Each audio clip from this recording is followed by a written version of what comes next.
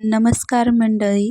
तर मी की नाही चादर गोधडी धुवायला काढलेले होते आणि इकडे एवढी थंडी ना, मग त्या थंडीमुळे पडले मी बिमार. सर्दी ताप झाली मला आणि नेक्स्ट डे मग बघा मी लागले माझ्या कामाला, पण आवाज बसलेला होता सर्दीमुळं. तर सकाळी सकाळी पहिले मी घेतला चहा घेतल्याशिवाय तर मला कोणतंच काम सुधरत नाही. चहा जेव्हा पिईल तेव्हाच बाकीचे कामं होतात बघा, म्हणजे झटपट होतात, नाही तर काही सुधरत नाही. तर तुम्हाला मी रात्रीची गंमत सांगते बघा. आई असणं म्हणजे 24 तासाची नोकरीच असते नाही का. पगार मात्र झिरो. तर काल रात्री माझ्या मुलांनी माझी वाटच लावली बघा. त्याचे पाय दुखत होते आणि सारखं त्याचं चालू होतं, "मम्मी पाय दाबून दे, पाय दाबून दे."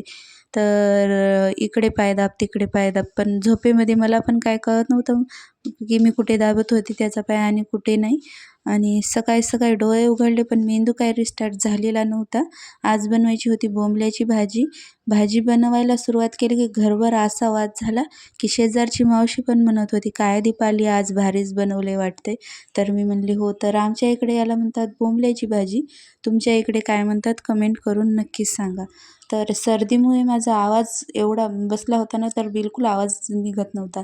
तर हे गोळ्याचा एक डोस घेतला की लगेच बघा माझा आवाज ना व्यवस्थित झाला आणि ताप पण कमी झाली आणि गोळ्या घेतल्या मी आणि मग चहा पिला.